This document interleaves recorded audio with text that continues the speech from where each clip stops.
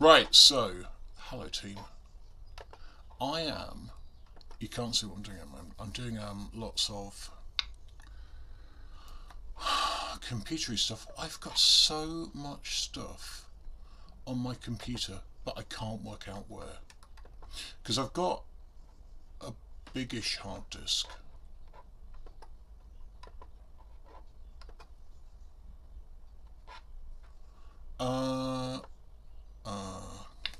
I'll tell you what, I can move that to there. That's going to be a useful one to move. I'm going to move it to there. Cool. Right, so I keep running out of hard disk space, but I can't work out why, because I keep clearing out the folders that I put stuff in. It's like, why is this happening? Which goes to show that I don't know crap about computers, right?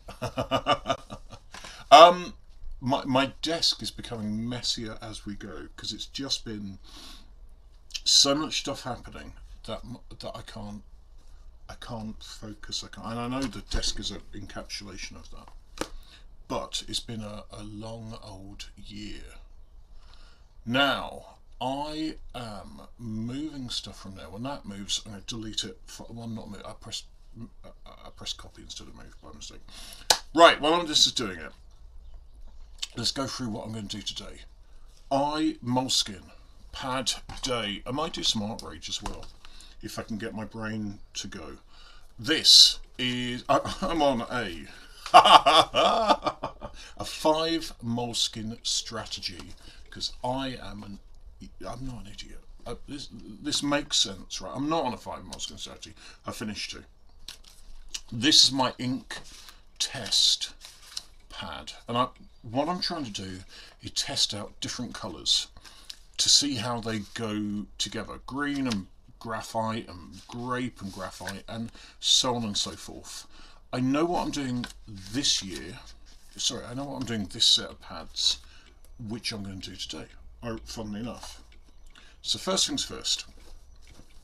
This and this are my pads from June into the beginning of July. And I finished them both about 2 or 3 days ago. And I love these pads. They've just been really lovely therapy.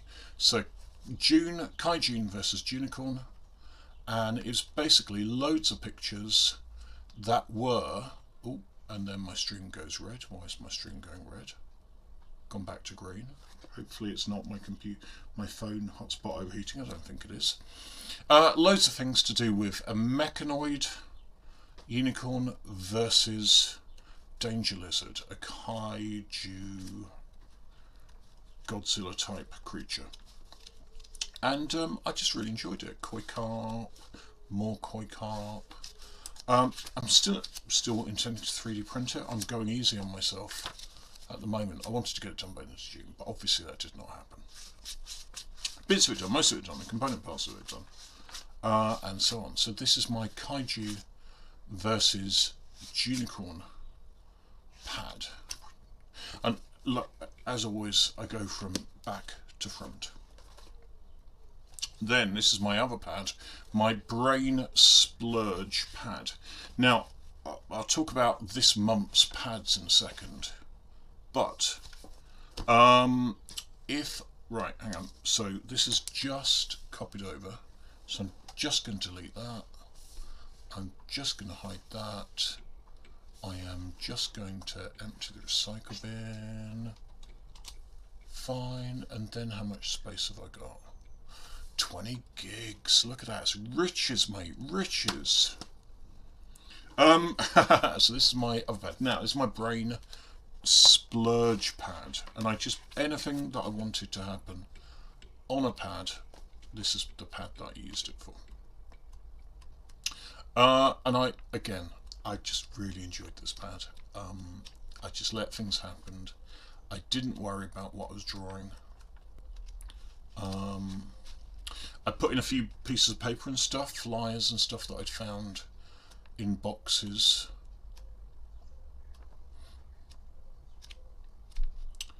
And so on. Now, ironically, I started planning out the next pad in this pad.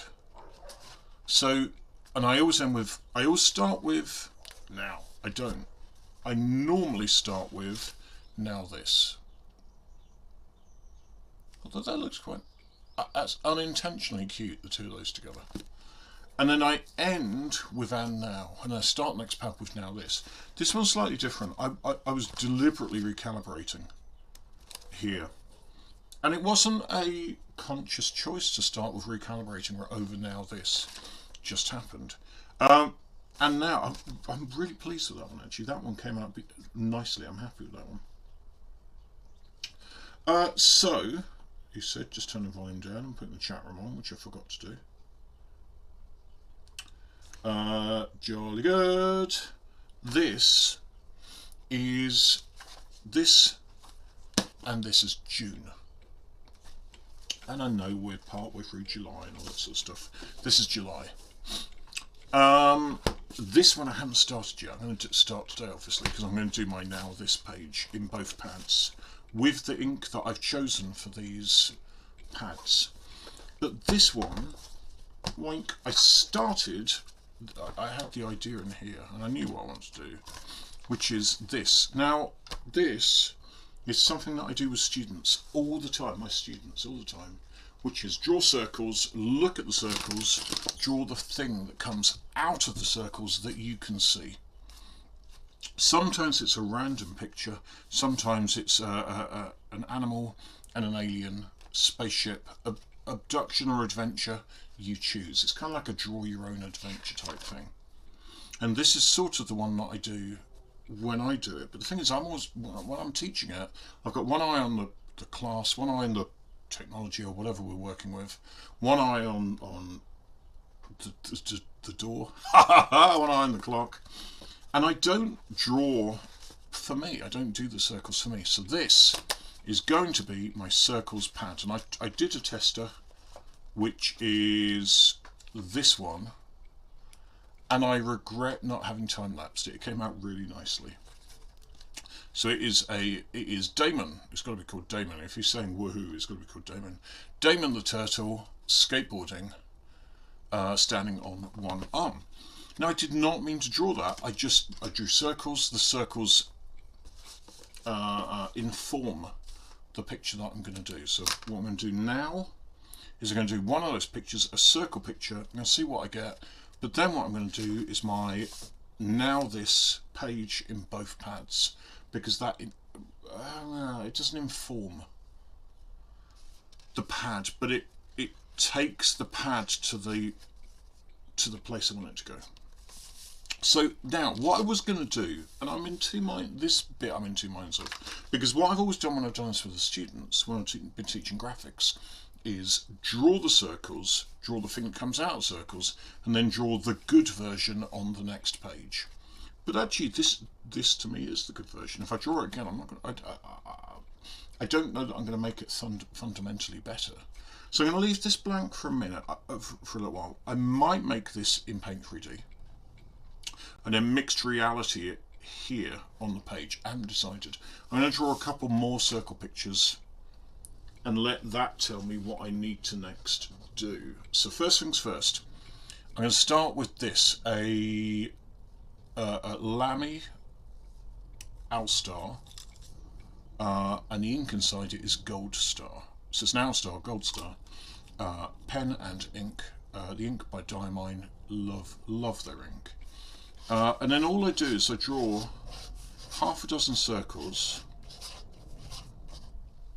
on a pad. I have no plan towards those circles, and then I've got to the age where I've got to take my glasses off.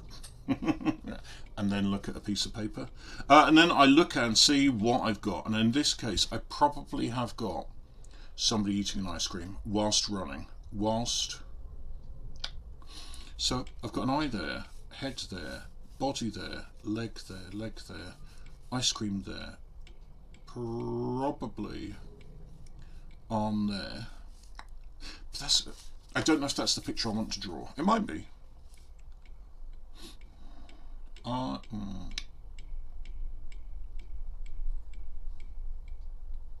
Then I got two people boxing. So what I do is, thank you, Krellis. I do appreciate that. So the intent now is to draw something. So that is eyes, nose. You see, I want something else if I can. I'll draw the. I'm going to draw the. I'm going to draw a panda.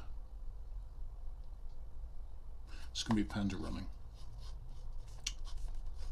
So I always start with a lighter ink. Ah, it's a teddy bear running. That's what this circle is here. So I always start with a lighter ink, then I do the darker colours afterwards. So it's teddy bear. Now what I say to the students is,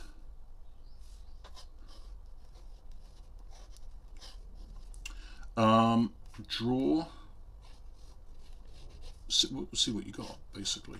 Draw the circles as if you were looking in at a cloud. What do you see in a cloud? Draw that picture. So I'm going to do a jogging teddy bear wearing a tracksuit. And again, this is the lovely thing about it. I wasn't aiming to draw these things. The skateboarding turtle and whatever. I was just drawing what the circles tell me to draw. So this bit here where I do the and now page, or now this page, it's this pad is going to be titled Things I Did Not Intend to Draw. Because I did not intend to draw any of this. The circles told me what to draw. So, Crownless Tomato, do you draw? Are you an artist? Or do you like watching art?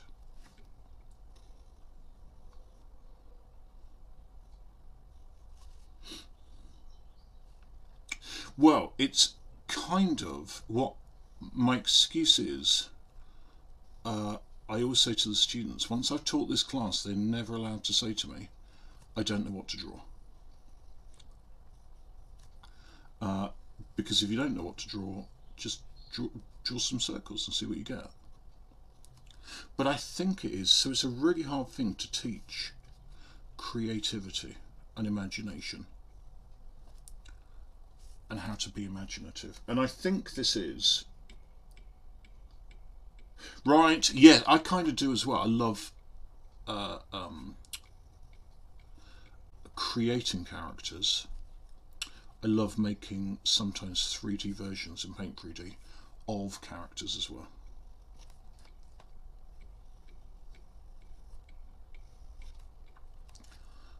But the nice thing about this is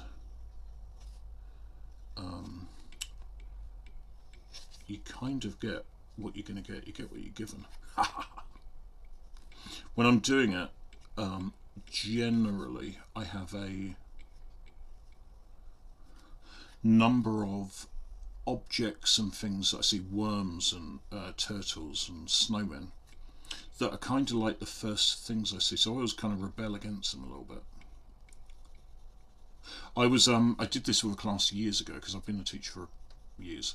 I did this with a class and all I could see was a vomiting grandma on the street having drunk too much whiskey out of a bottle, and it's absolutely not something I've drawn before or after, and I didn't want to draw it then because I thought it would kind of derail the class a bit, and it did a little bit, but only because the students who knew me were surprised.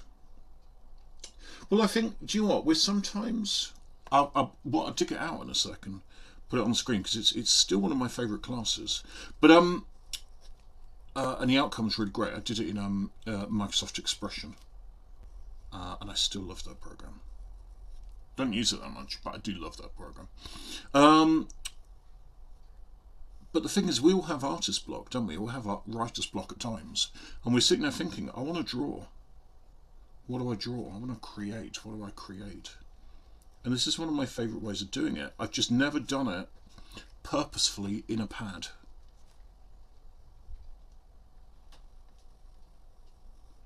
Even though I've told hundreds of students to do it themselves. And I thought, well, do you know what? It's time for me to take my own advice.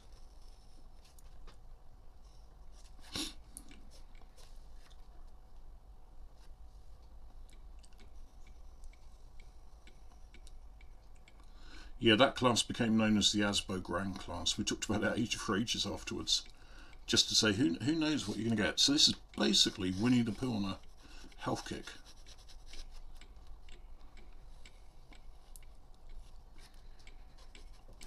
So with that in mind, I tell you what, I'm going to do a no more honey sign inside on his tracksuit.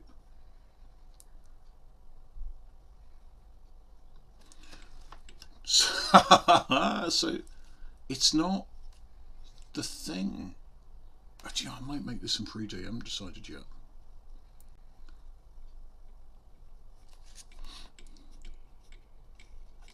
Yeah, do you know what? I think I am going to make this in 3D because I think this will be a really sweet 3D object to make.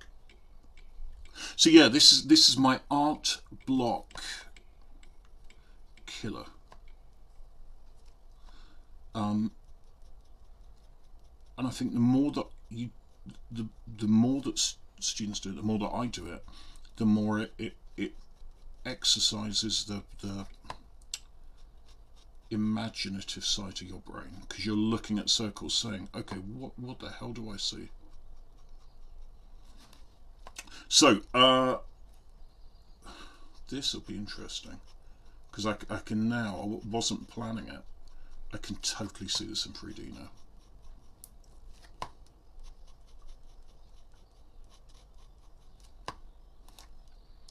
So what I do is Lamy pen, diamine ink, then I hit it with this, a water brush pen. So Tomato, how do you make art? If you make art, what is your tool of choice? What is your style? Computer or traditional? Or both?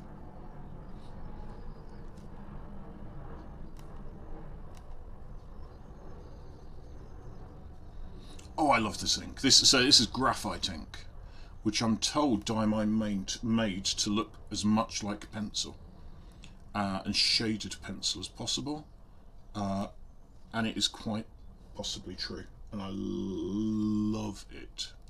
It's definitely in my top 5 inks, probably in my top 3.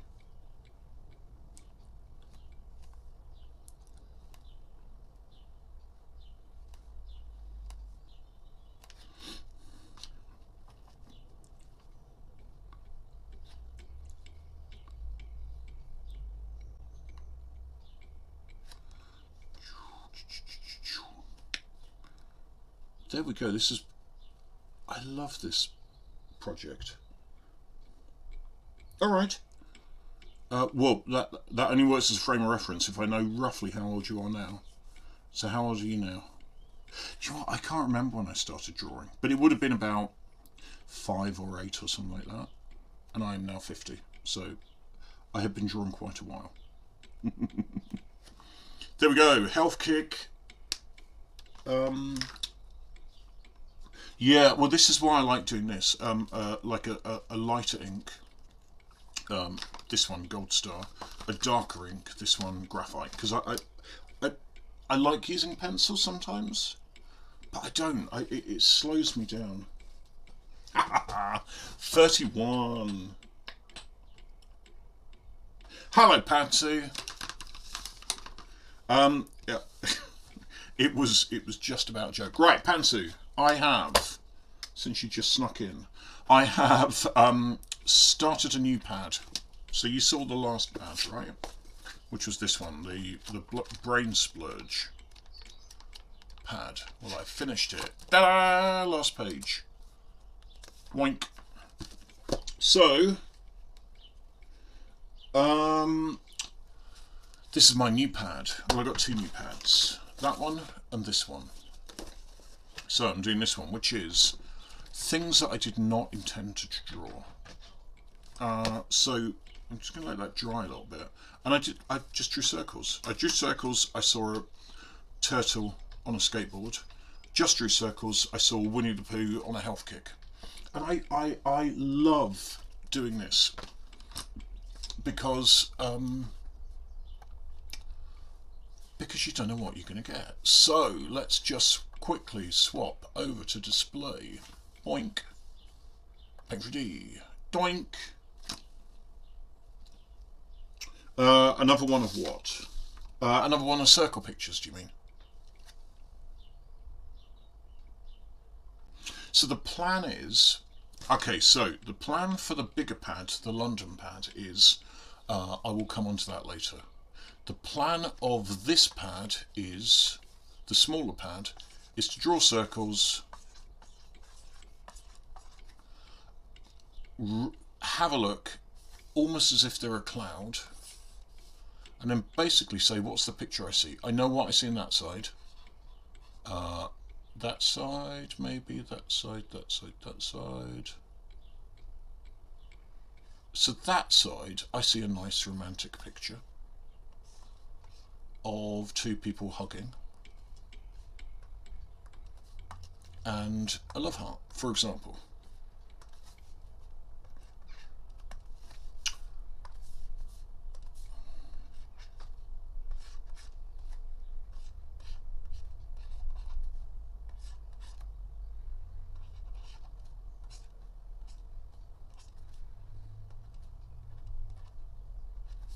Yeah, so I let the pictures inform what I'm going to draw. The other way round, I saw a car with smoke coming out of it. So that's kind of what I'm doing. Anyway, I just drew, delete, health kick Winnie the Pooh. So I'm going to make that in 3D, because now that I've seen it, I can't not see it. So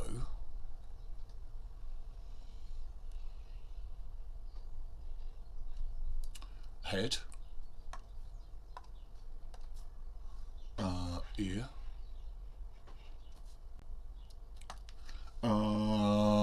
he's gonna have what colour tracksuit would suit him? Orange, red. Let's go for red, but I might change it.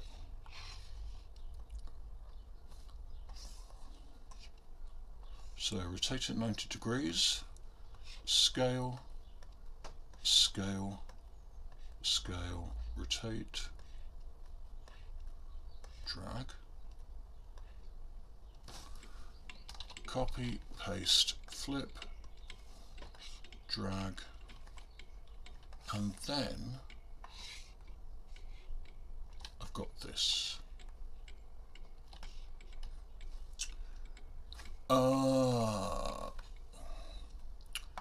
And then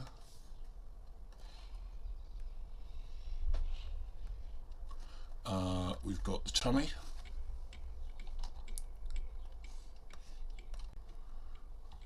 copy, and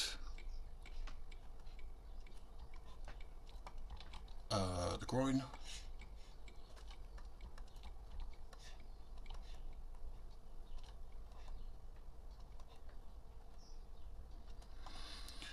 the legs. Let's just have a look.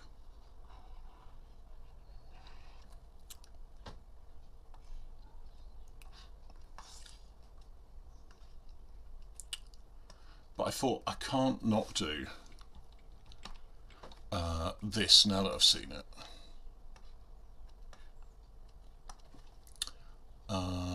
The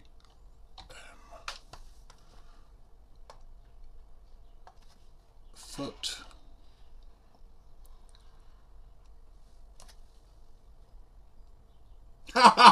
Honey Light is cool. Honey Light is his gangster name. No, Honey Light is not his gangster name.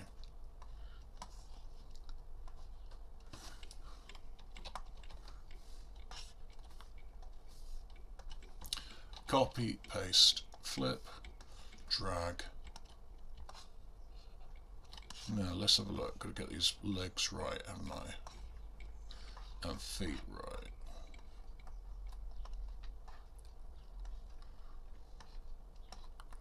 Pansy, you are good with a pun.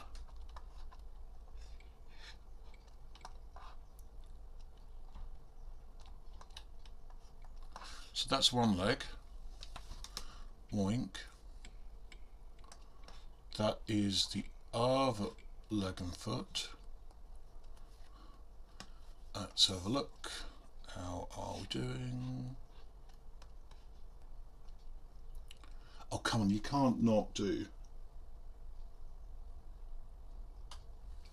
I am okay, I'll tell you what, but, so, the last stream where Sloth was in, so one of the viewers, Sloth, was in the background casually melting. Cheers. That is me here. Oh my goodness. So muggy. Here. Nice, but muggy. So, I need a...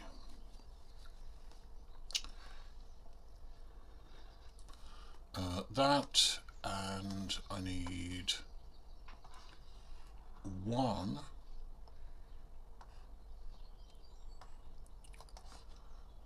doink. So I need 1, 2,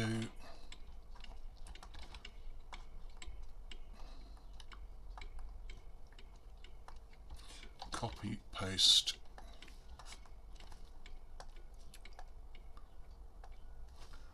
There we go. This can be his hands, and then I'm just going to do something there. Cool. Probably going to do this as a thumb. Copy, paste, drag, scale. So yeah, I tell you what, it's so hot here. I'm melting. Which is nice. It's lovely and blue sky sunny, which is why I'm hiding in a shed doing arty things. But now is just the best time of the day to go for it, so I thought, okay, go for it.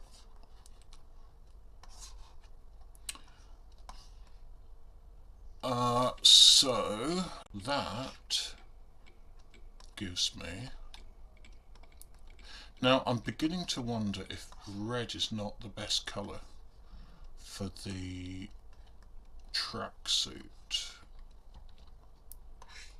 Let's have a look. Beginning to wonder if blue is going to work slightly better. So that one's forwards, so I need that one, wink, 2, copy, rotate, drag. Yeah, funny enough, I was thinking about, paste, group, select all, rotate. I was thinking about a polar bear that I did a little while ago. I was thinking, I've got to make that again, and this has the same sort of feel which I like. So, hide, pretty view.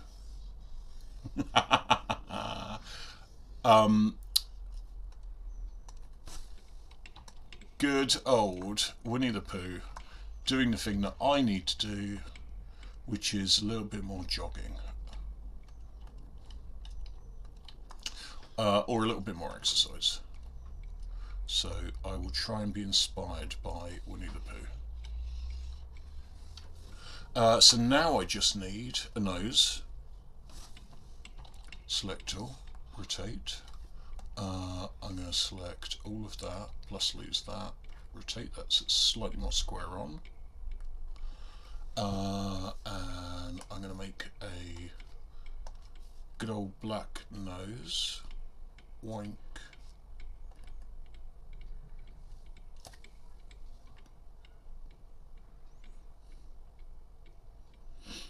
Chill is good.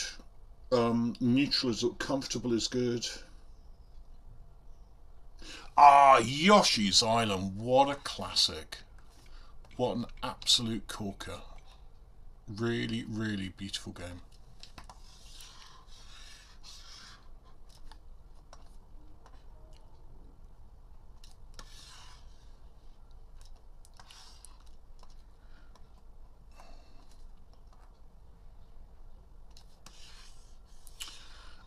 So select all, move. Just need to add some eyes, tiny bit of shading.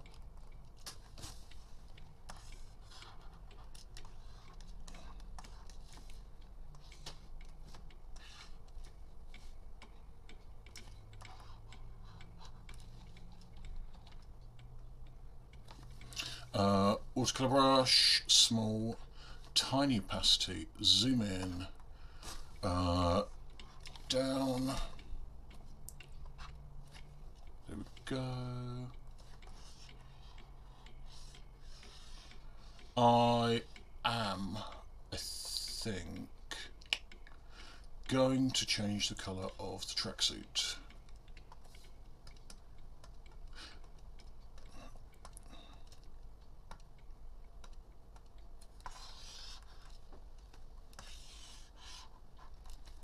Then I'm going to give him a zip on the tracksuit. Oink.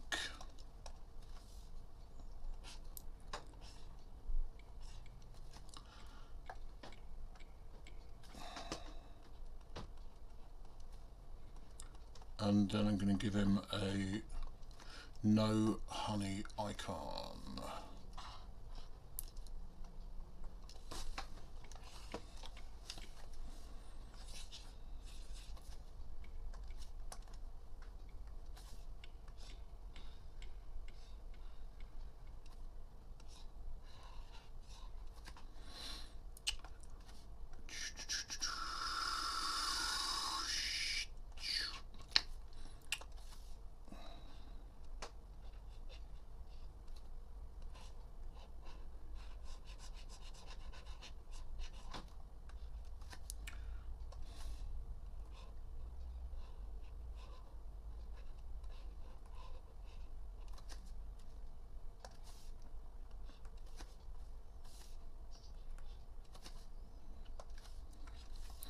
I'm getting quite small, so I have to be a bit careful of what I'm drawing. There we go. So again, so this is the reason why I absolutely love drawing circles, is because I come out with something that I had no intention to draw, that I had no plan to draw. And I love it, because this is just quite cool. Right, I'm just going to add a little bit of dark circles for the feet, toes, and then I'm going to give because I want him to be a happy exercise bear, just going to give him a smile. And then I'm going to move this arm in a little bit and in a little bit. I'm going to leave that on there, but I'm going to grab that and that, I'm going to rotate it, move it, there we go. Move it a little bit more. Cool. There we go. Select all, and I'm going to move it a little bit closer to the ground so we've got that nice reflection going on. And then save as video. I get that. That's alright.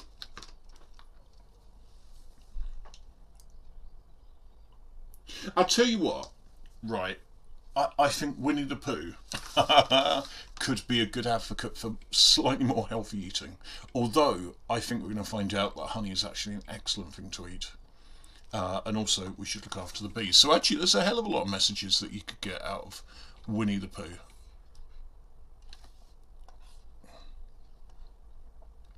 One of my deepest regrets is I had a friend who worked at University of Surrey, and it was only after she was leaving that she said, oh, of course, you know, we've got loads of Winnie the Pooh artwork in the collection. And I was like, no, I did not know that. And I could have been there holding some original Winnie the Pooh artwork. And I go, why didn't you tell me that? video. Right, do I do turntable, wobble, swing, jump and turn, emerge, hover. It's going to be the classic, isn't it? And this, like every other time it happens, I wish there was a way to turn the turntable to go the other way around, but there is 1,000 things that paint is missing, and that's one of them. Enter. Although, to be frank, I did just draw a jogging Winnie the Pooh pretty damn quick. Right, where are we at? Gonna save that. Save. Winnie the Jog. Boink.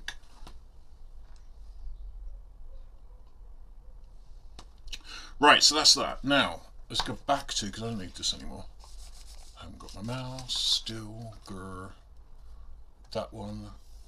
That one. Yes. So, basically, shall I draw another one? I'm a bit worried now. I might get totally sidetracked. Again! I mean, to you, Pantsu, I think this is what you do to me.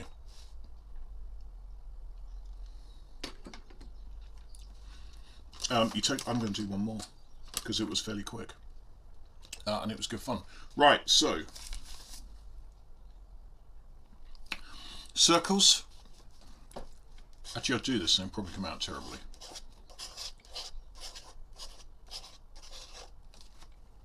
I don't plan the circles at all, literally at all. Hang on, I'm just looking. So I have.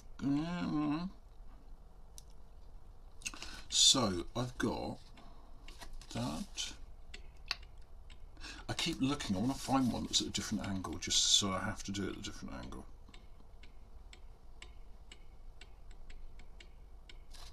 Maybe. Oh yeah, I was going to show you Asbo Grand. Let me just have a look and see if I've got it like on my hard disk at the moment. If not, I'll find it on Flickr. I know where it is on Flickr. But I'm fairly sure I've downloaded it. Asbo. Come on, give me Asbo Grand.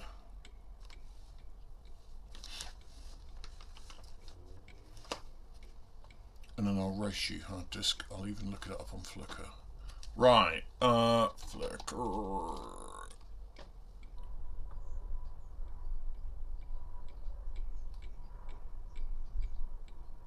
Right, I've got a really spectacularly weird motorbike racing driver. So this is the front wheel. Then this. Now the only problem with this is, can you see the yellow? You can see the yellow. I was worried about that. Yeah, I was seeing grandma, but it's only because I just looked at grandma, so I think that informed that to an extent. Then I've got the front part of that's the light of the motorbike. That's the engine.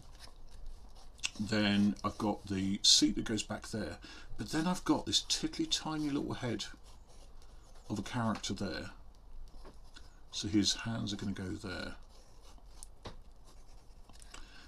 And then I've got this weird body that's going around here. And that's all I could see. That's not all I could see, but that's the first thing I saw. So the second wheel is there. And the seat is there.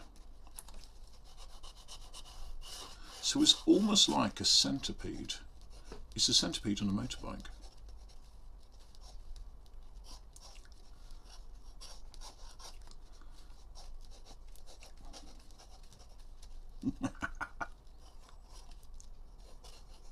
Cool, it's a centipede on a motorbike.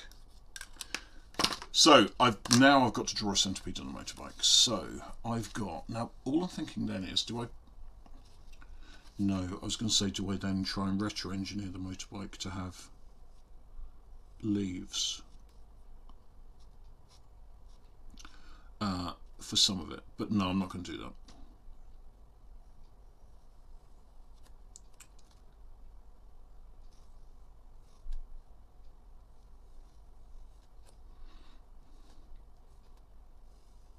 I mean, as it is, this is weird enough.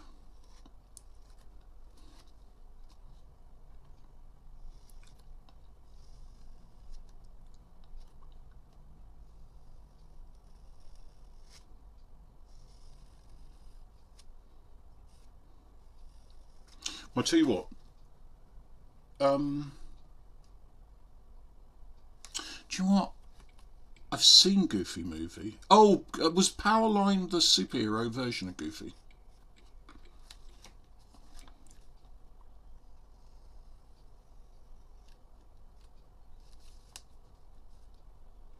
Right. Do you know what? I've seen Goofy movie. For the life of me, I can't remember it.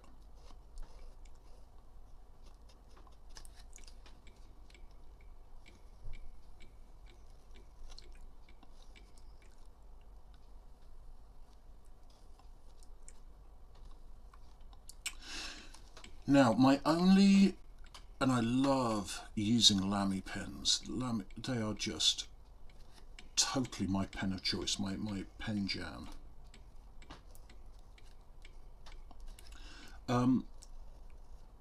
This normally, actually I should just swap the nib. Normally with a Lamy pen I can flip it over, so I'm drawing on the flip side of the nib, so that's the top of the nib. I flip it over and I get a nice fine line, but this one's just not quite as nice as they normally are. Now I'm just trying to see, in my original thing I'm not going to do that. I had a tiny little wheel, but I'm not going to draw that because I think it'll make a caterpillar on a motorbike look silly. Which I don't want, because this is a very, very serious picture.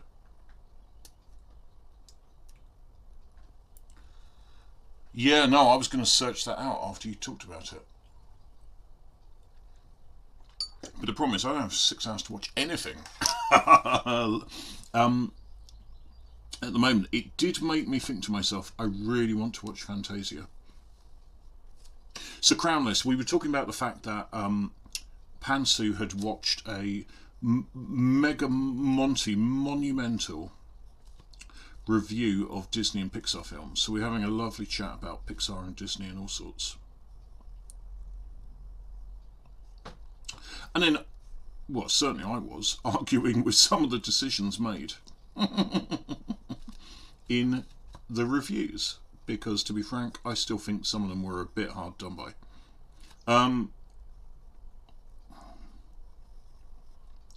But I did want to look it up just to see what else was on there.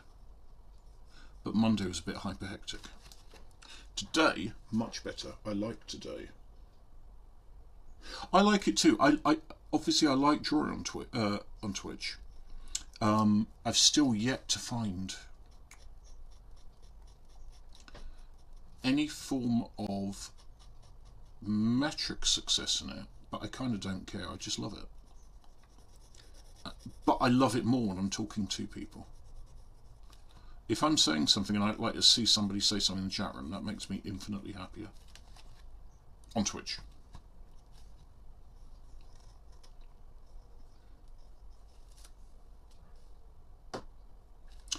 But I'm coming at Fantasia from the point of being an animator, or an ex-animator, and loving animation. And Fantasia is just, from the point of view of an art form, just beautiful. And there's loads of story in Fantasia. This is it. I just want to argue, because I'm obviously an argumentative soul.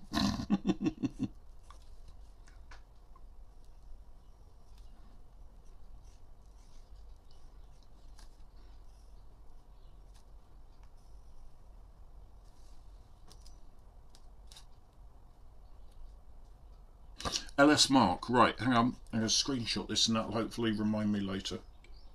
No, I'm going to turn the phone off. Thank you. I'm going to screenshot that and hopefully remember. Oh, it doesn't matter. I mean, the thing about reviews is reviews are personal to the person doing it. So it's totally fine. If he doesn't like Fantasia, you don't, fine. There are things that I don't like. My feeling about reviews is basically don't ruin it for the other person. If somebody else does like it, go for it. More power to them. There are the biggest example of that for me is Prometheus, the Alien film, and I hate with a capital H that movie. I think it was an absolute disaster for a film series that I loved. There are bits of Alien 4 that I liked and loved. And Alien 3 I like, and Alien 2, or Aliens I love, and Alien I love most of all. Alien's probably my favourite film of all time. So Prometheus, you know, it's not hard to slag it off. It's easy to slag it off. I would argue it's a terrible movie. But if somebody liked it, fair play to them. Good for it. I don't. I hate it. I just wish I did. So I'll happily say it is a terrible film, because I think it is. If somebody likes it, I'm not going to argue with them.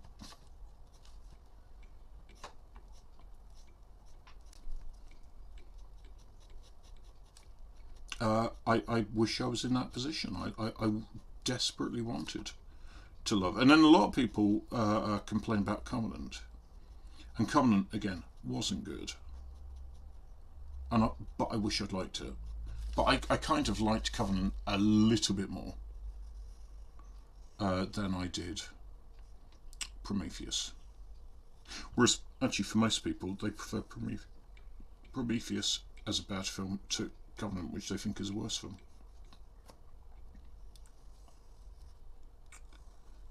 There we go. I've got my Akira centipede. And now I'm doing the thing that I don't want to do, which is rush it.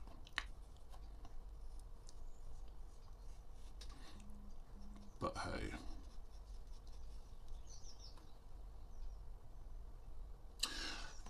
Do you know what? I don't play games. I don't sit and stop. If I sit and stop, I draw.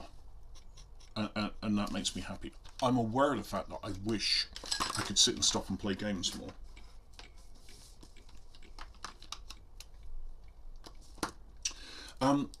I have bought Breath of the Wild with the intention of stopping and playing more. I played the first couple of hours. I didn't like, but I don't actually know that I spectacularly love any Zelda game apart from Link to the Past. Because I feel that all Zelda games are a bit of a... No, I take it back, I loved Wind Waker. But I feel most Zelda games want to be that generation's Link to the Past, in my opinion. And therefore they don't actually feel like they are a new game. And to be frank, if I've walked into one room with 4 unlit beacons and 1 flaming one and a stick, and you've got to work out what to do. Come on, that stuff is getting old.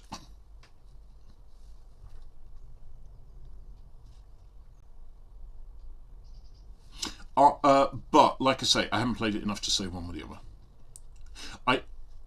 But I know that I immediately loved Mario Odyssey and the feel of it, whereas I did not immediately love Breath of the Wild. But I immediately loved the art style.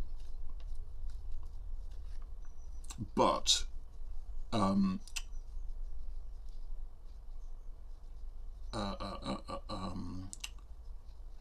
Wind Waker I immediately loved, and then loved all the way through. It was just a glorious thing. I love Wind Waker. Right, so things that I did not intend to draw. A series, a book. 1, a turtle on a skateboard. 2, Winnie the Pooh on a health kick. 3, a centipede on a motorbike. Now that one, ironically, I would change a little bit. So I was leaving these pages blank so I could draw the finish, the final picture there. And the first two I don't think I change, but this one I would change a little bit.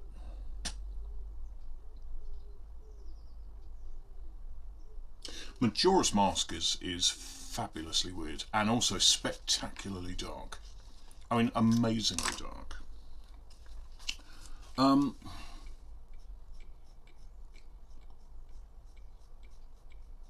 That makes me want to draw a Mickey take of Akira called Caterpillar Kira. But life's too short. I mean, life's too short and I've got too many things to do anyway.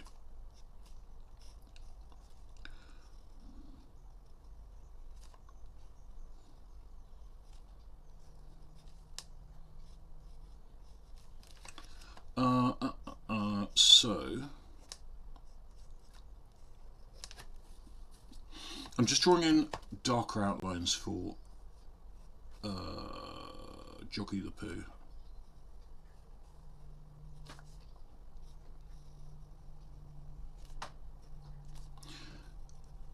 And I wish I had a stub nib, which I might pick up soon. But I couldn't do this earlier because the water was still wet.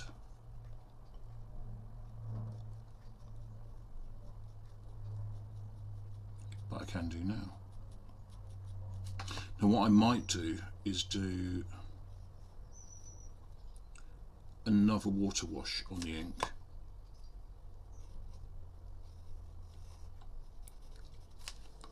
I don't know, I can play about, can't I? It's my pad.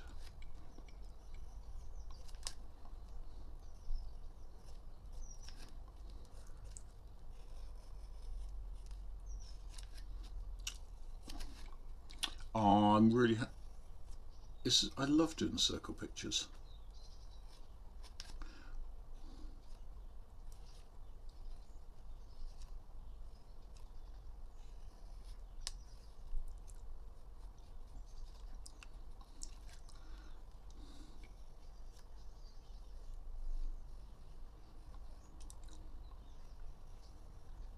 But it's going to be interesting because up until now, when I've done this with students, I've never had an exemplar that I can show them as a pad at the end, which would be what you do if you just did this like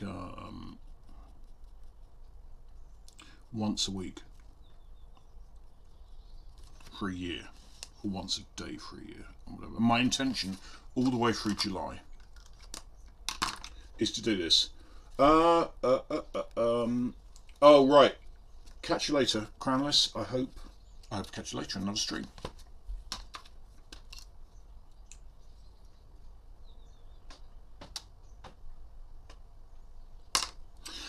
Akira is fabulous. I love Akira. However, it is a bit bleak and dark in places, and by a bit I mean quite a lot.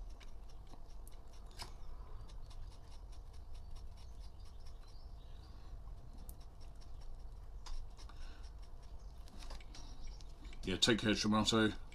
Have a lovely rest of the day, wherever you are. Actually, let me find out where you were. Hopefully I'll catch you later, so I'll find out which part of the world you sit in.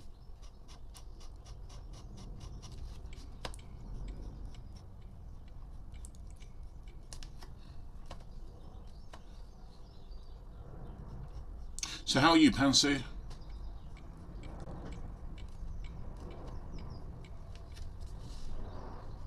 I love Akira as one of my favourite examples of a genre that I like but don't love. I mean, for animation, a lot of people for animation it's manga and anime, and for me it isn't. But given it's not my favourite genre, Akira is my favourite example of that genre. It's like we can all like bits of music that are different to our normal.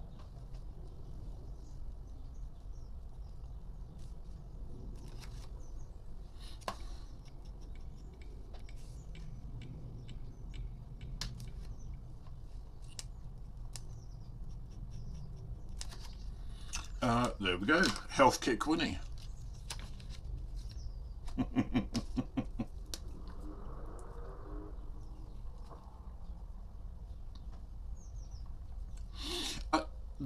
The anime less than the manga, but I think Akira does something very touching and very heartfelt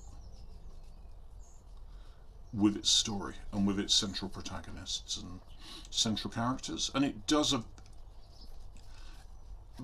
more than most things, I think, as an example of a story, it does a very good thing for creating a very, very bad, evil character and humanising that character very well. The manga more than the film, but the film, I think, still succeeds. Right, where are we at? So this is pad 1. Now, what I'm worried about is I am concerned that if I draw the page now that I want to draw, it's not going to be as good as I want it to be.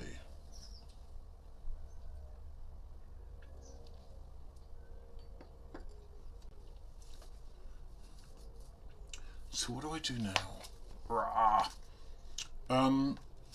What I want to do is my now this page.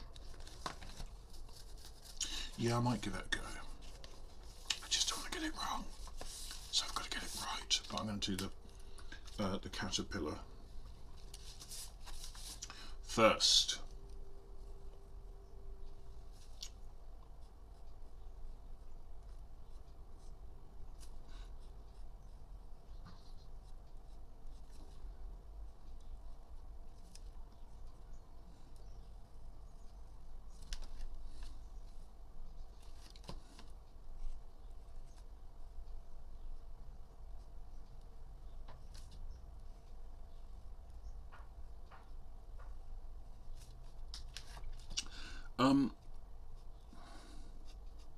In fact, there's a lot of good characters in Akira.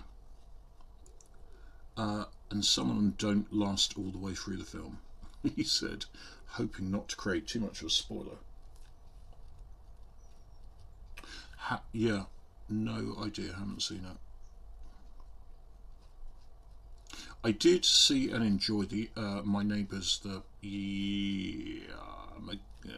can't remember, the Ghibli film, but that was much more kid-orientated look, which I liked.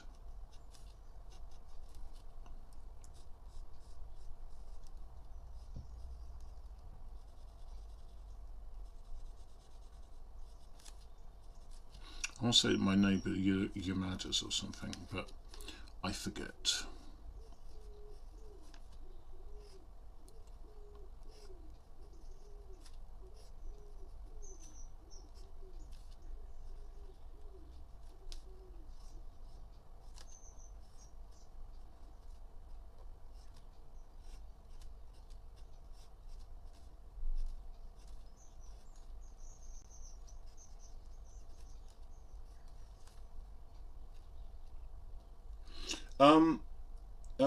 Maiden Abyss.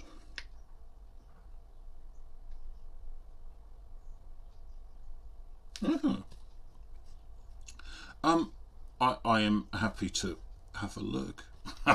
See, I don't know that it sounds like my normal sort of stuff.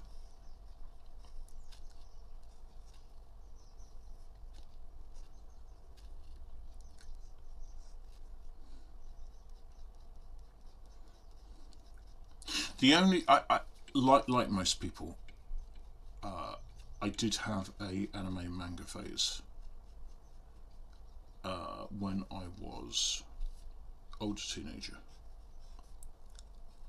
and the only ones that I remember massively are Akira, obviously. I think we've spoken about Patlabor in the past. Loved Patlabor. And Dominion Tank Police.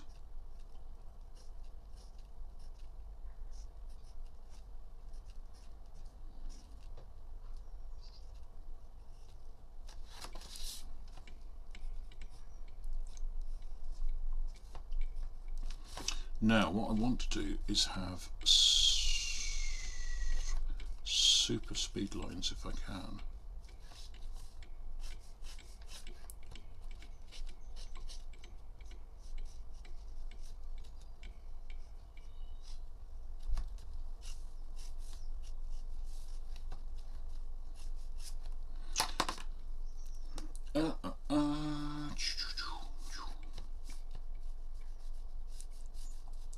And Ghibli is occasionally quite dark in places, but not hideously so.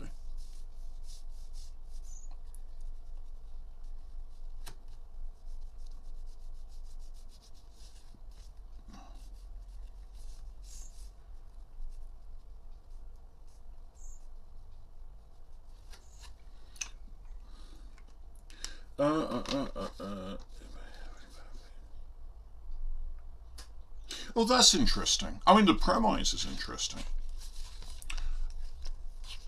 Oh, come on, this pad's going to be absolute fruitcake bananas, which is good. So, I tell you what, I'm not going to do the and now this page on here, only because I don't think I'm going to get it right. But I think I'm going to try and do it in this pad, because because whatever reason. So let's have a look. Here's my pad. This is my next pad, and I'm going to do the now this page. What am I going to do with this one?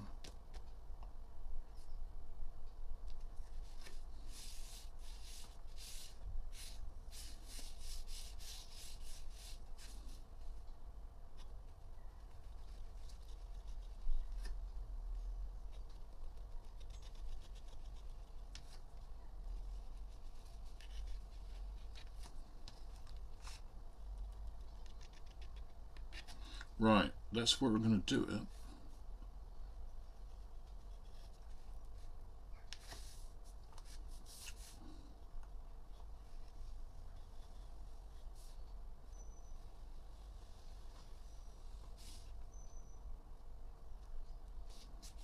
Cool, right, I know what I'm doing.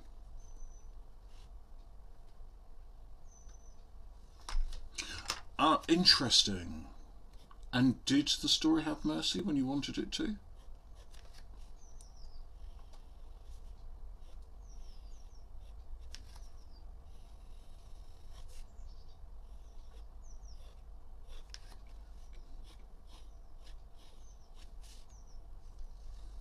Okay. And is it a self-contained thing? If I saw this, would I need to see anything else for the world building? Or is it a self-contained thing?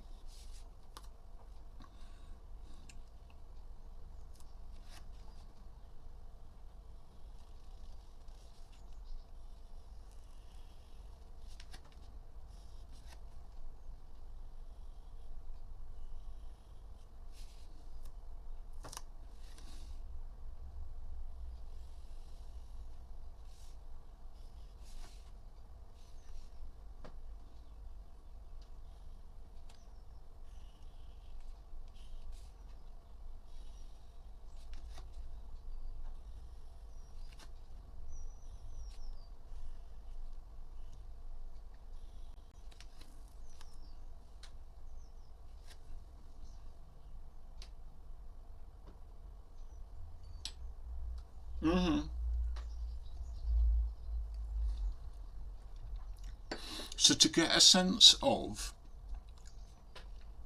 how much you wanted a character to presumably survive,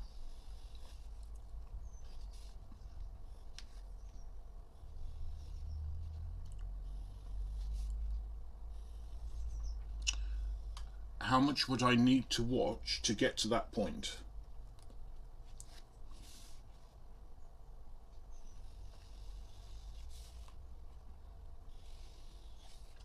Only as much as, right, so I'm thinking I would be interested in seeing how well a character is portrayed to get to a point where the audience is begging for mercy. But what I don't want to do is have to watch 3 or 4 seasons to get to that point. Ah, right, okay. I may not do that in that case. As fascinated as I am by that as a thing.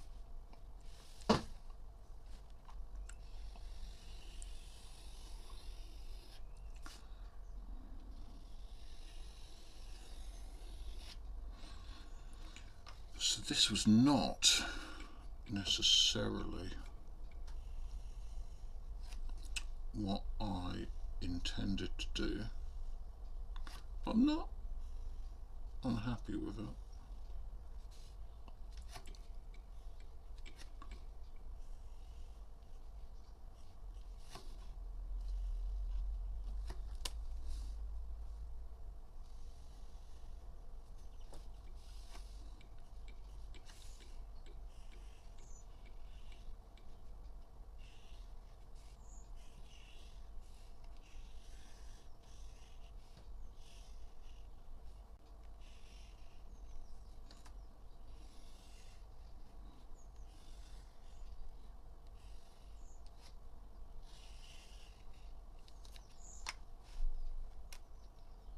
Okay, cool. So I'm trying. So I was thinking about. I can't remember if we talked about it, but when we were talking about films, one that had an impact on me, and I just won't watch again ever, is a sort of John Carpenter's Assault on Precinct 13.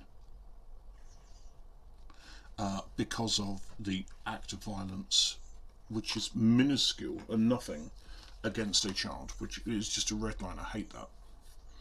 And I still, if I shut my eyes and thought about it, I could see that picture. I could see what happened. And it's just horrible and bleak and horrible and whatever. And I think if I watch the film again, I would be begging for mercy for that character, even though knowing it wouldn't be coming up.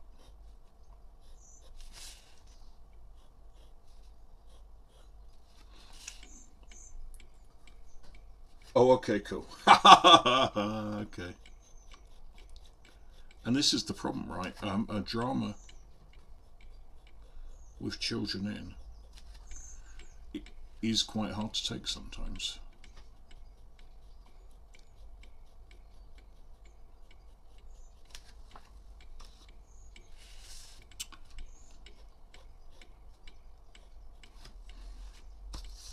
Now I need to set up some rules for this text, but I don't know what the rules are. I think it is that it's top down dark.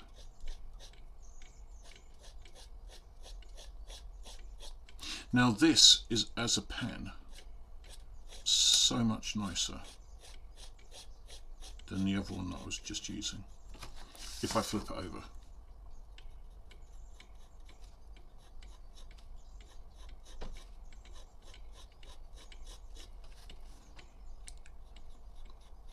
And you get a really lovely fine line.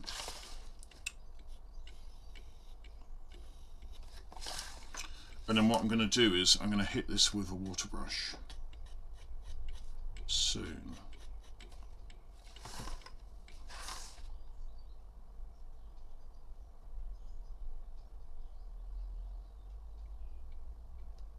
Okay.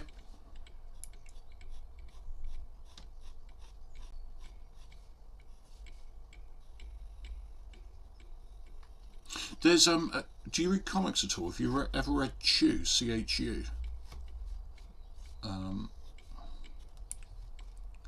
Because Chew is an absolute corker of a comic. And again, there's one momentary act of violence that just lingers.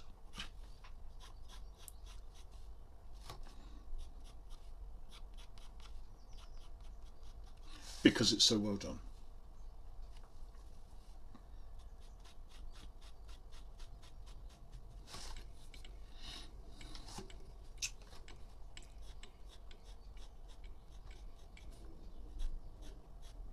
I think comics are when I first got into geek art.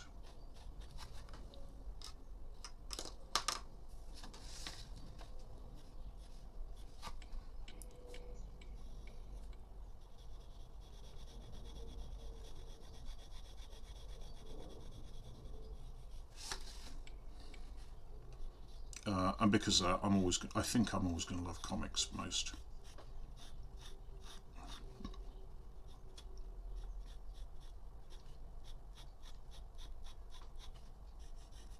In fact, I've been thinking recently of, if I wasn't a teacher, what would I do? Job-wise. And do I want to start working towards that? And I could think of very few jobs that I could do. But I did think, do you know what? I could possibly be a comic artist.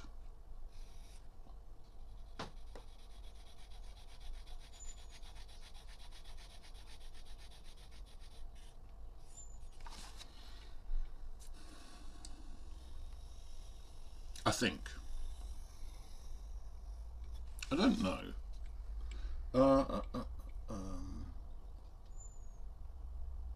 Really? Well, if it's something you keep coming back to, even though you know it's going to hurt, it's obviously got an absolute hook.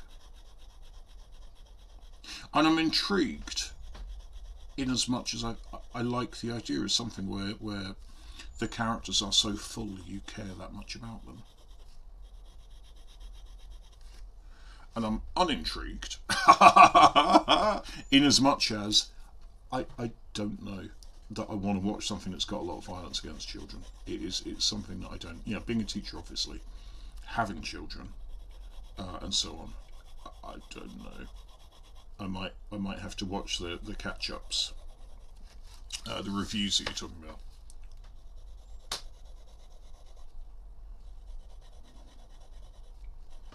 Now, what I'm hoping for is, this is an ink that really wets well.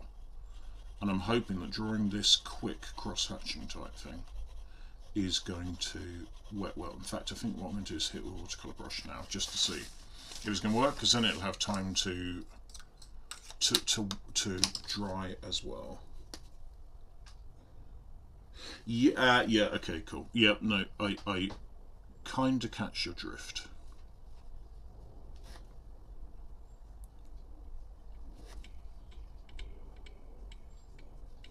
Yes, it's a weird culture. I would love to go to Japan.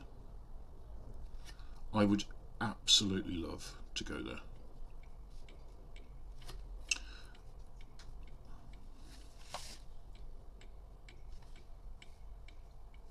But I occasionally think to myself, it's a weird, weird place.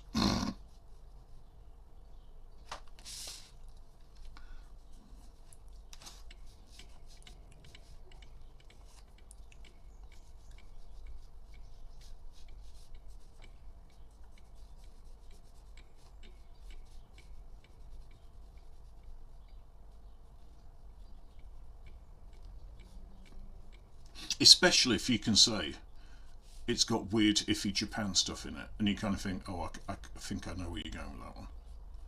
It's just like going, well, that's a it's a weird stereotype to have.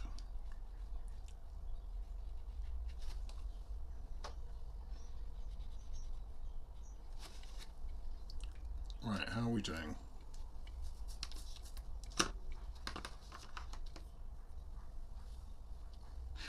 I can see that. I mean, I can see why that works in the story.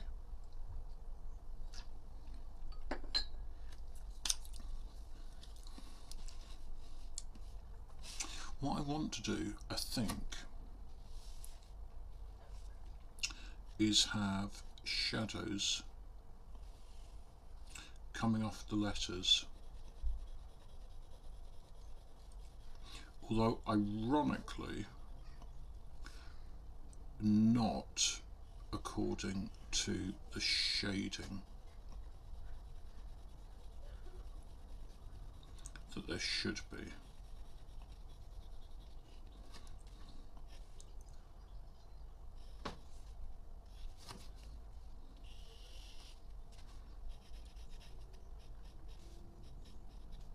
So I think this is going to be one that I come back to quite a few times in terms of adding colour and stuff too. Then again, who am I? Not. I was about to say, who am I to talk?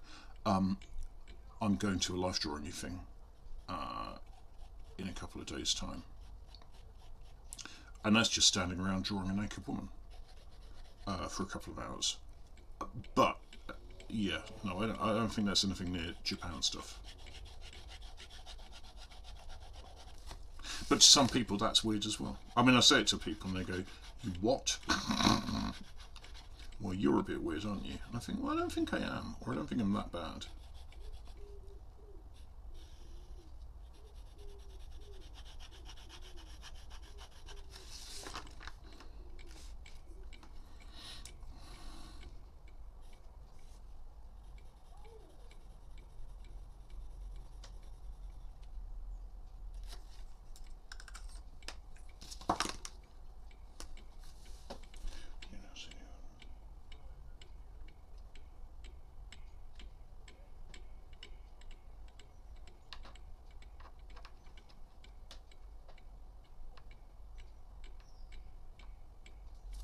Yeah, I can see where that story's going. Well, no, I can't. Sorry. Yeah.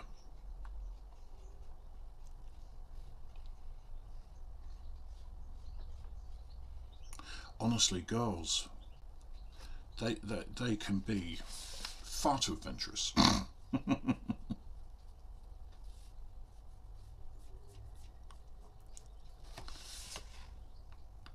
Which is good. Right, I'm going to do a little bit of shading coming in that side and that side and that side and that side.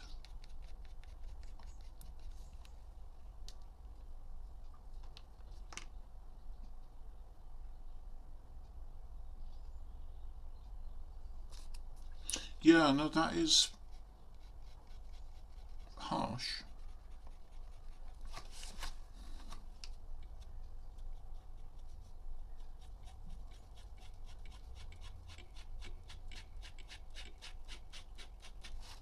I wanted to, every so often I've wanted to draw comics and write my own.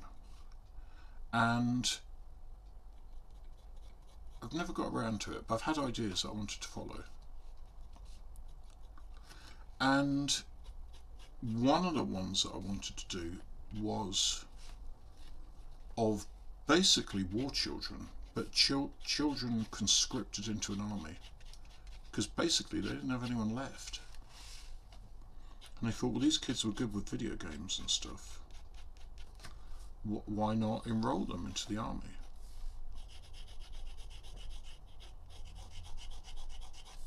And I started specking it out in my head.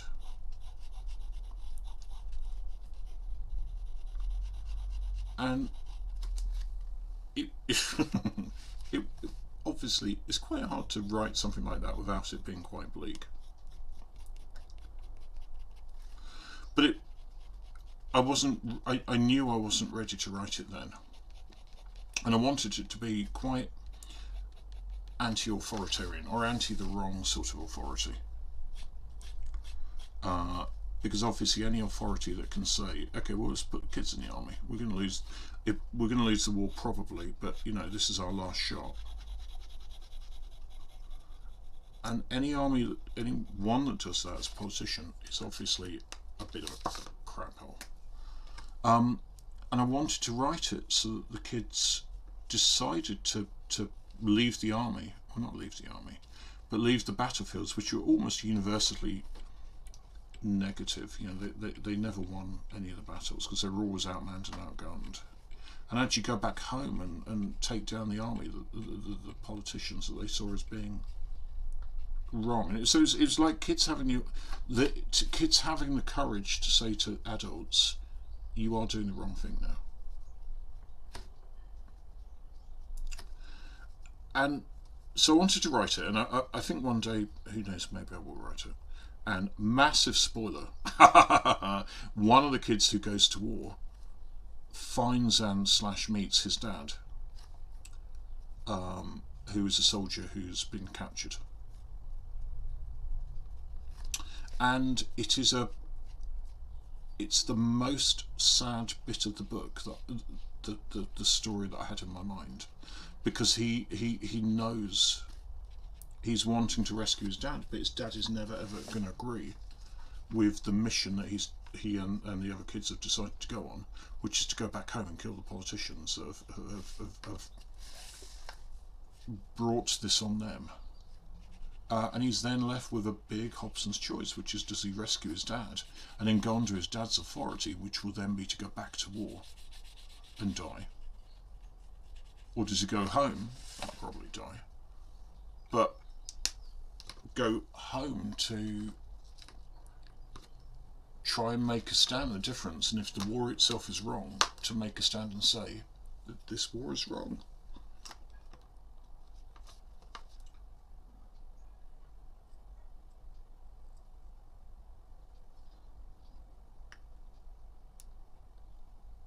Right, yes, I think I vaguely knew that. It's sort of, it's a little bit Last Starfighter as well. There is that in there, and there's definitely that in there. But I wanted it to be a bit more. Again, you won't have this reference, but there's a comic book in the UK years ago called Bad Company, which I loved. So it's got a bit of that. It's got a bit of Akira, in as much as I wanted quite a big world there to be. So there's the world of the war, the world of the home, where the politicians are, and where the kids lived in relative, not comfort, but nowhere near as discomfort as war gave them. And then there's the world of the middle ground, when they're trying to get back home. So there's a lot of world building on that side as well. And I keep coming back to it. There's another comic that I want to do, which is basically a complete update is the wrong word, but influenced by Little Red Riding Hood.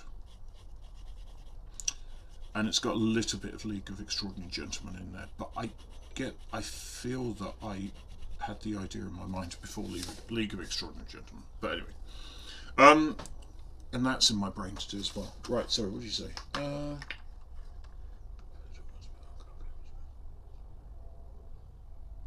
Yeah, oh yeah. Esports, to do a esports anime or comic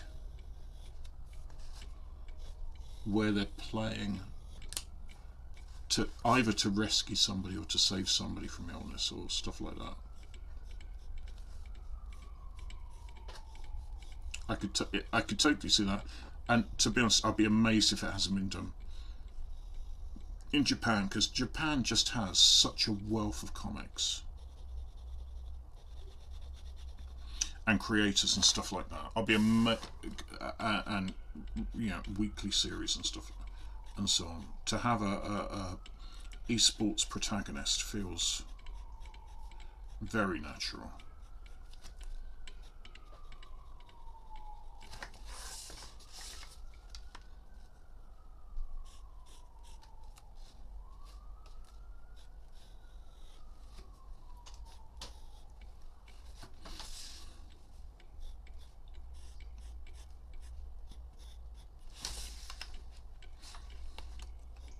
I wasn't liking this at the start. I didn't feel that I'd done what I wanted to do, but I do these things almost always without any planning. And in as much as it had no planning, I'm not unhappy with where it's ended up.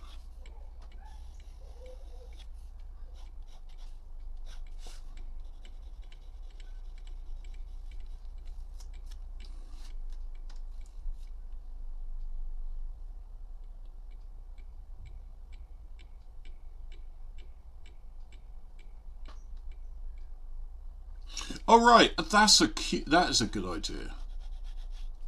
Yep, I could see that.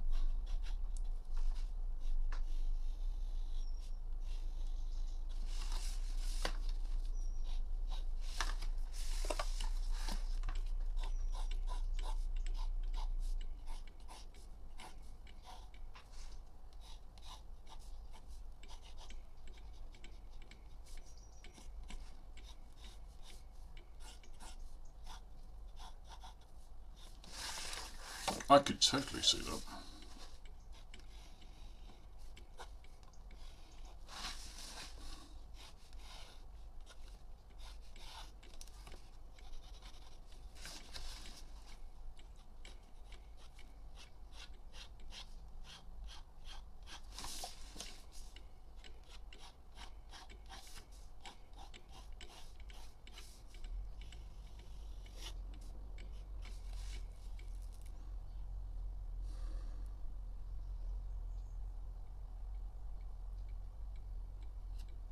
Yeah, that you see, this is the thing. There's a lot of drama in fighting your way to get to a place, and then the place itself that you get to is so antithetical to what you hoped it would be.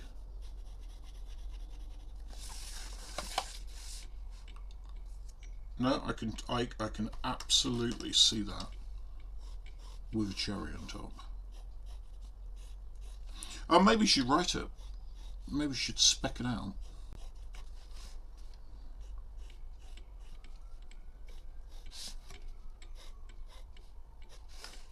Especially if the brother idolised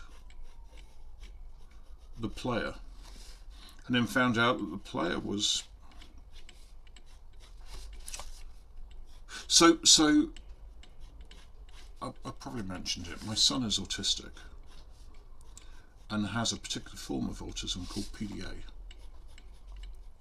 And if something good happens, the potential is he could react badly because it just creates such a huge emotional thing in him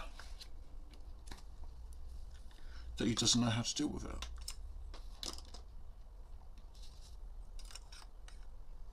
And I think I could see that being a thing in that if you are living in a state and idolising somebody who it then turns out is trying to find you, that is going to make you feel immediately guilty and envious and jealous and all sorts. Especially if the character, the esports player, was the heel of the team or set up to be the bad guy. You know, the one who wins, but everyone still boos and hisses at. Yeah. Oh no. Yep. I can see that coming. Right. I need this to dry, and it's sort of dry. I need this to not do that, and I don't know where that's come from. I've got a little bit of brown ink on there, which is frustrating. Now, I've got the darker colour ink.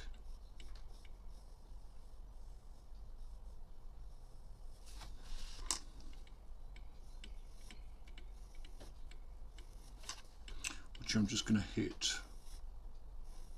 around the place just to see how it looks.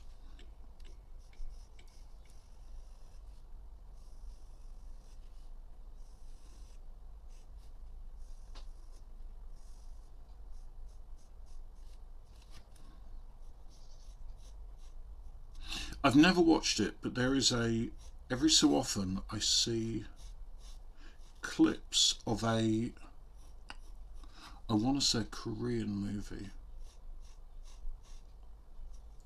which is about two chefs who get to the pinnacle of their game, and one, like chefs who are on worldwide circuits, competitions and whatever, and one is poor and one is rich, and the rich one sees how much the rich elite stand up against the poor guy and treat him with a certain amount of disdain. And I kind of want to watch the film. Yeah, definitely right about what you know. Absolutely.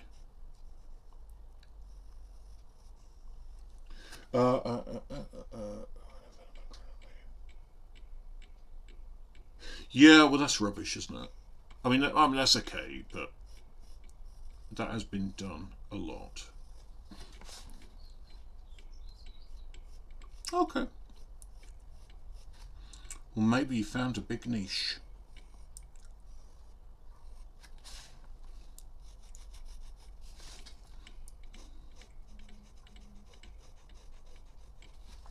And you've got to find the publisher for it. Get a multi-million-pound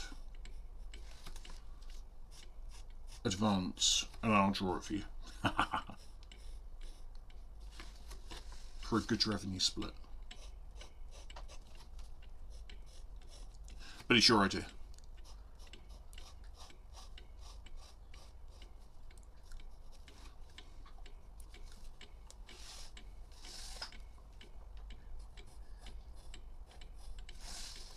So this pad is, because I know I said I'd talk about it later, this pad is going to be an interesting one for me, because it can be a different type of pad for me. I used to write books, and I haven't written books for a long time, and then last year I wrote a book, and it just sort of like splurged out of me, and I wrote the whole thing in about 3 or 4 sittings. I knew what it was in my head. I'd specced it out in my head beforehand anyway. And I wrote it in 3 or 4 sittings. And then I left it because I knew it needed a rewrite. It doesn't need that much of a rewrite, but it's pretty much there. But I wanted it to be illustrated, and by the time I'd written it, I was so knackered. I was so tired.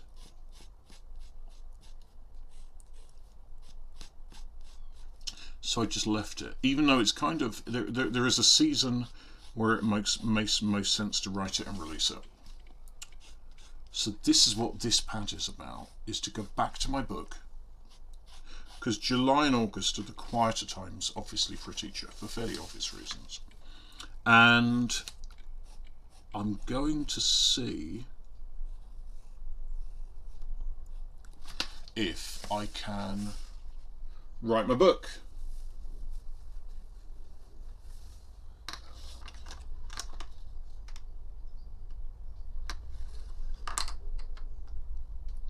Actually, you and I have got similar ideas about this, only as much as again, years ago, when I was at school, many years ago, I really wanted to write a comic with a mate of mine at school, and we talked about it a lot, but it's one of those things that you talk about, you never get around to.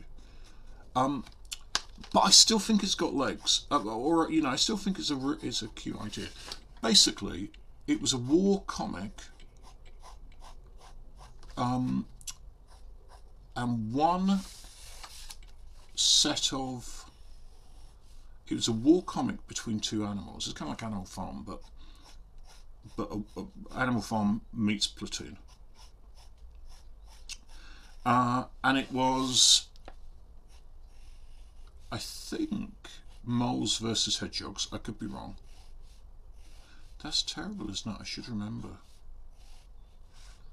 I should remember it more. But what we were going to do is that the war between the 2 animals happened, and each comic, each issue, would be 2 halves, and the first half would be one animal, one side, and the other side would, the other half of the comic would be the other side.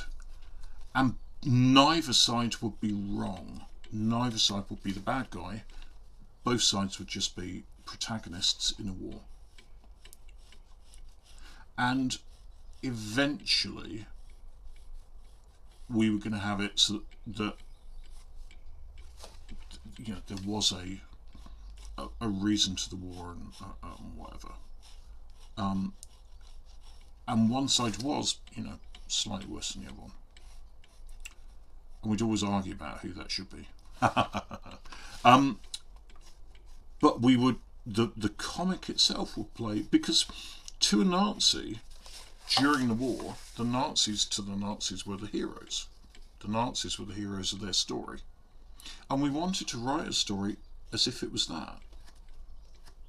So even the bad guys they were bad, but they were, in their comic, the heroes.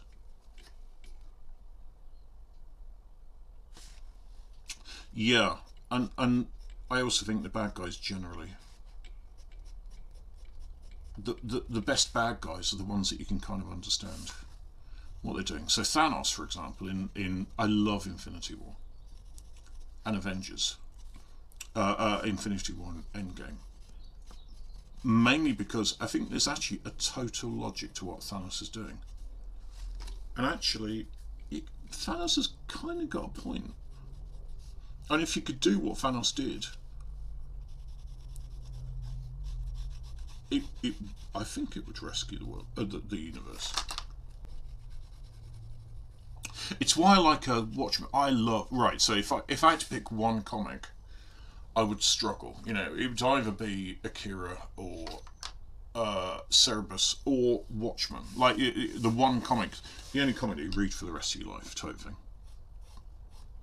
And it might well be Watchmen, but I've read Watchmen so often, I would struggle for it to be that. But I love Watchmen. Anyway, the thing I love about Watchmen is that the reason why I hate the film, personally, is because the whole point is the bad guy is the only one who actually knows what he's doing. The good guys are all complete morons, and also often worse than the good guy. The bad guy. Whereas the bad guy has got a plan, does do it, made a lot of sense, made a lot of point. He did kill a small amount of people, but he saved a lot more people. And was he the doctor that cauterized the wound?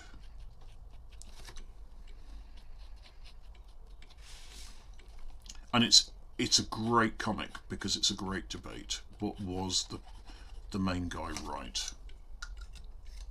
And I love it.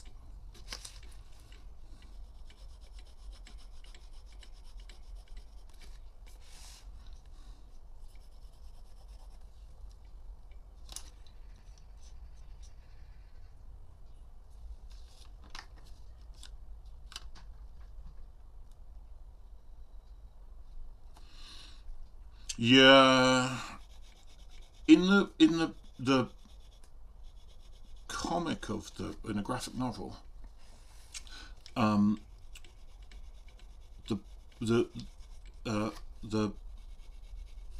bad guy saves the world by pretending the Russians have nuked New York City, and the shock of that then makes the Americans and the Russians stop what they're doing, which is an inevitable build-up to war. So in killing New York, he stopped the Cuban Missile Crisis becoming the thing that would accidentally set off a war, loads of nukes flying, loads of people killed. Is the basis. Sorry for the spoiler. If it was a spoiler. But the whole point is, in the film, the bad guy does kind of what the Russians were going to do, and therefore has no moral superiority. He didn't.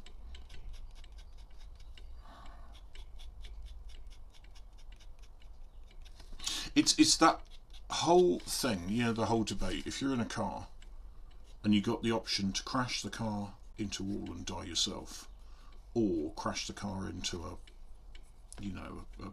mum and two kids in a pram or something, what do you do? And the answer is, it should be you kill yourself, or an old guy sitting on a bench or something like that. And it's you know, these things are debates. They're hard. There's no there's no obvious answer. There's just hard answers that everyone clings to.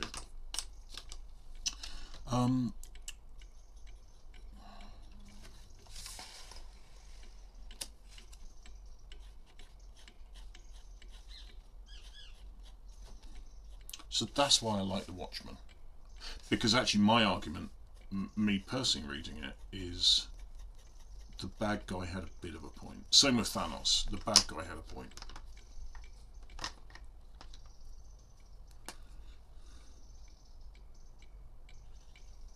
Yes. Yeah. Like, I have occasionally had to not shout at students, but really lay down the law and say things that are not me. But you know, basically say, you know, this is what you're doing is letting side down and whatever. And I know it causes hurt, but it causes hopefully a better thing in the future. And I have seen positives come out of it. But you don't. You know, there's still a point where you don't like being the guy that says, look, what you're doing is absolutely rubbish. Because you know it, in a short term it will cause hurt and harm. Well, not hurt and harm, but you know, it will cause emotional hurt. And so this was not what I intended. Again, I'm so tempted to put stuff inside it. Hang on, I'm just thinking.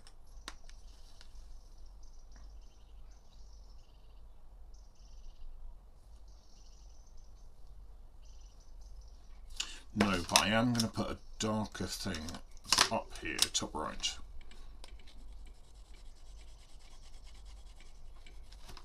Which I think it needs. Yes.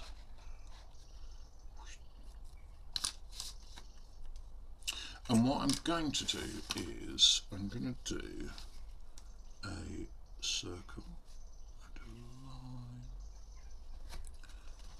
line. And I'm going to do that line going up, and then I'm going to do that line coming down in an arrow, and then I'm going to add a little bit of water wash underneath it to give it a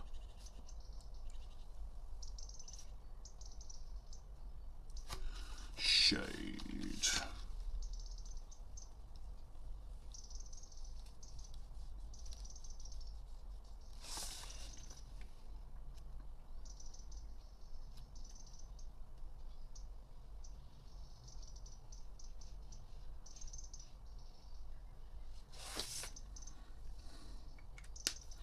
How is that? Now this.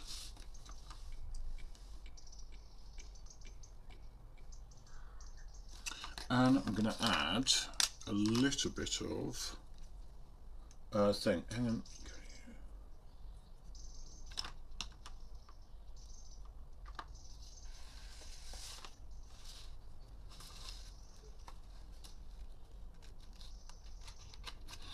It's tough. It's hard work to be behind and to catch up. It takes a lot of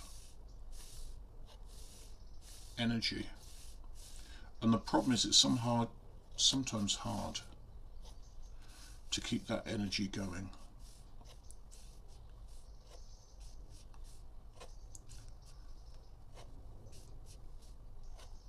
And the fact you haven't finished it yet.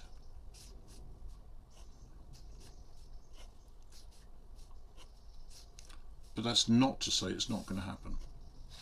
I mean, not that class necessarily, but it itself. The learning, the maths, the whatever. I've just taken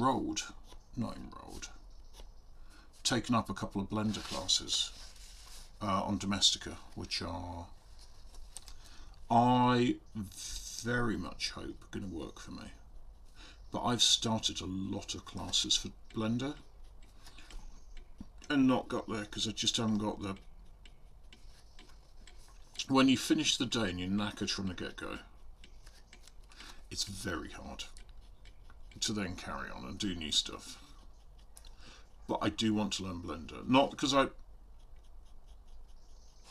I don't know that I want to learn it for myself. I like Paint 3D too much. But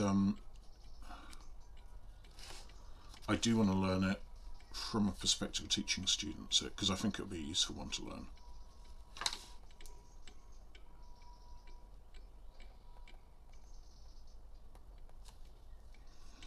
I have basically too little time, which is kind of why I do Twitch streaming, in order to, because I don't have the time to Twitch, but I make myself do it, which is why I can't currently follow a timetable, because sometimes I have to pick and mix through the day. And that's not true. I get time, but I'm just knackered. Anyway, have a look at Domestica. That might be the way that clicks for you, because that's online video learning.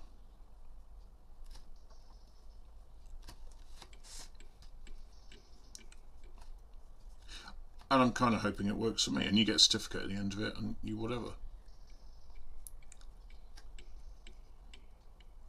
Maths is my downfall. I wish I could do it. Only in as much as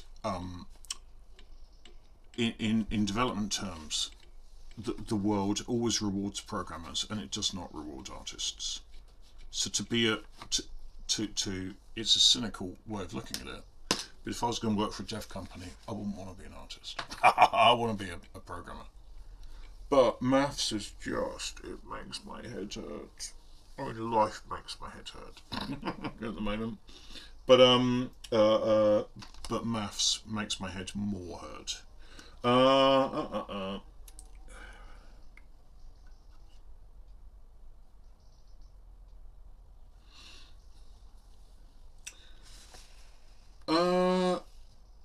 Yeah, it's true. Well, I tell you what, you might be on the spectrum. Lots of yeah, everyone's on the spectrum to an extent. It's a very wide spectrum. What you need is the support to help you work out where you are on the spectrum, because lots of people are, and how you can best manage the person you are on the spectrum to succeed. Which is the thing that education and life and psychiatrists and counsellors and therapists and all sorts should be there to set up to do. To find out the person who they are talking to and say, this is why you haven't succeeded so far, let's try this.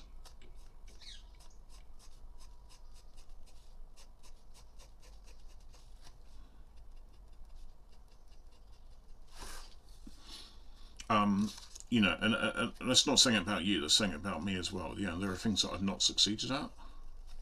I don't think I've, you know, I'm not mentally the person that can do maths. I just am not. It's just not my brain. It is so not my brain. Right, I'm just going to add a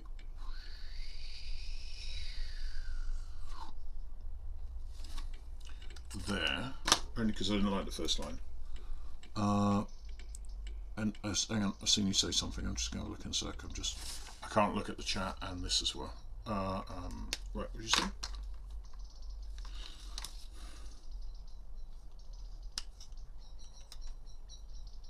Yeah, my son's the same. He cannot do eye contact. He just cannot. And, you know, again, I try and encourage him to do it and try and make him do it. Not make him do it. I don't try and make him do it because I know it's uncomfortable. I know he doesn't like it. But by the same time, he needs to try. For some people. So we occasionally lock eyes. Just for a little bit.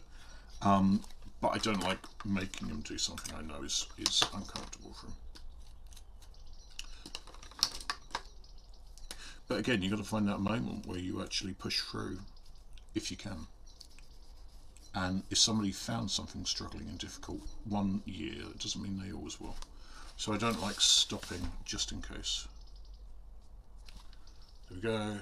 Now, this. So, Woink.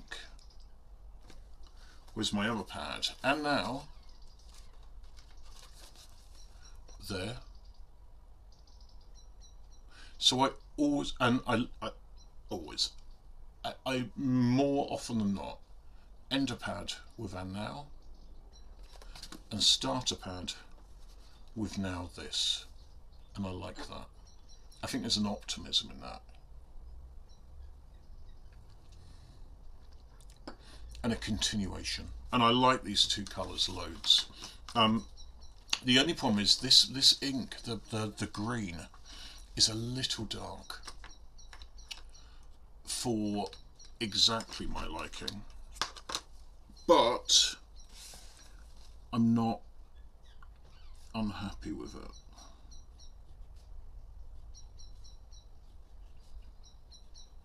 If it were a little lighter, I think I'd be a little happier. However,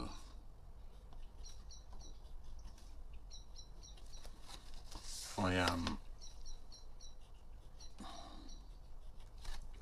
not unhappy with this ink pairing.